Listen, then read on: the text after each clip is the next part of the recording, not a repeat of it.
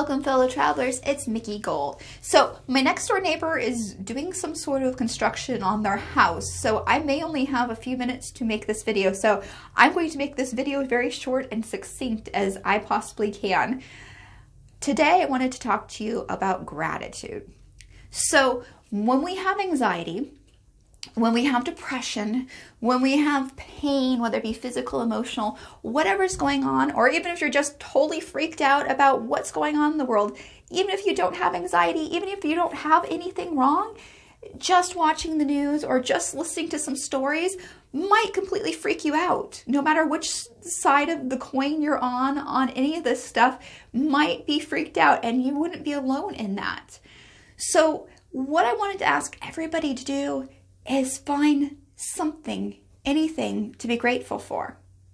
This has helped me in my life when I feel the worst. Like, for instance, right now I'm having a stomach issue and it's just intense pain, and I get this when I spend a little too much time worrying or having anxiety. Sometimes it goes to the stomach and I have to kind of relax for a couple of days and eat soft foods and be gentle with myself. But the thing that I found out that helps me the very most is find stuff to be grateful for.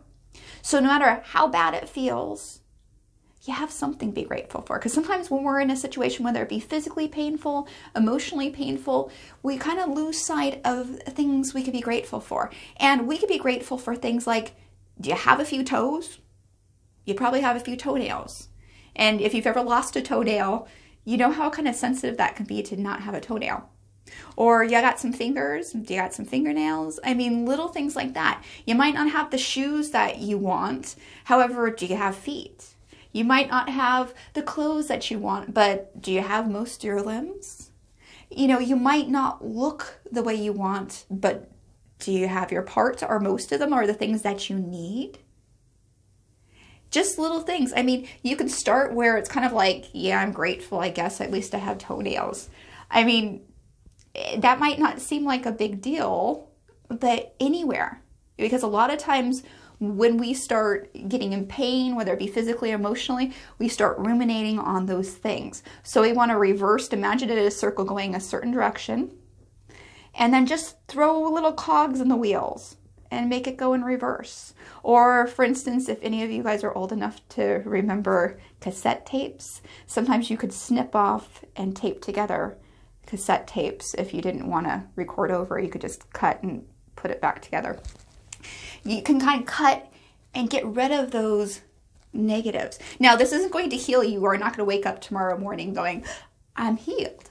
However, this will help get you on your way, or at least to help stop focusing so much, because sometimes just focusing too much on no matter what our diagnosis is, that can cause us issues. So one thing to think about is our planet is on a certain tilt on an axis, and if it was slightly this way or slightly that way, we couldn't exist. Our pH in our blood, if you go higher or lower, you can't exist. I mean, there's the atmosphere in our planet with the ratio of carbon dioxide to oxygen. Pure oxygen would cause you serious problems. There's such, the amazingness of just physical existence. There are so many, I could go on for days about simple little things that you can be super grateful for that are scientific things. Now, if you believe in some religion, you practice some spiritual faith-based thing, you probably can go pick stuff from your religion or your faith-based practice, and you could probably find a bunch of things that you could be grateful for. Now, last thing, if you can't find anything to be grateful for, like, nope, none of this convinced me, I can't find, go, after you get done watching this, and after you push like or subscribe, or both, after you do that, go and type in the little glass that you can see, type in Julie Andrews, a few of my favorite things, and go steal some stuff out of that song, because the movie's kind of long, so if you don't want to watch Sound of Music, although if you like Sound of Music, that might be something that you might enjoy, and But you can steal a few things, you know, Whiskers on Kittens and all that good stuff. You can get some ideas. Listen to some uplifting songs, watch some funny movies. Go type in Lucille Ball or Carol Burnett or any of the real funny old school stuff where it's not raunchy, it's just super funny and just take you out of your thing. Whatever you can do. However, so one of my favorite things, and I have the song playing in my head, I'll save you from the singing part.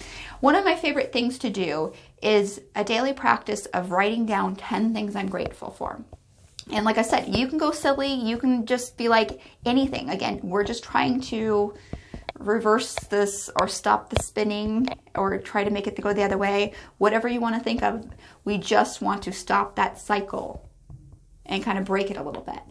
So one of my favorite things is super simple, is write down 10 things you're grateful for. And then I write thank you, thank you, thank you 3 times because I have this thing with 3. But I write down thank you, thank you, thank you 3 times. And sometimes I'll write those 10 things over and over again, or sometimes I'll come up with more and look at it a couple times during the day, especially when you're starting to feel like, you know, it kind of helped you for a couple minutes and then you're back to feeling whatever was going on. So whatever it is, find those things, anything. Be grateful. Because there's always something to be grateful for. So until next time, fellow travelers, peace, love, namaste.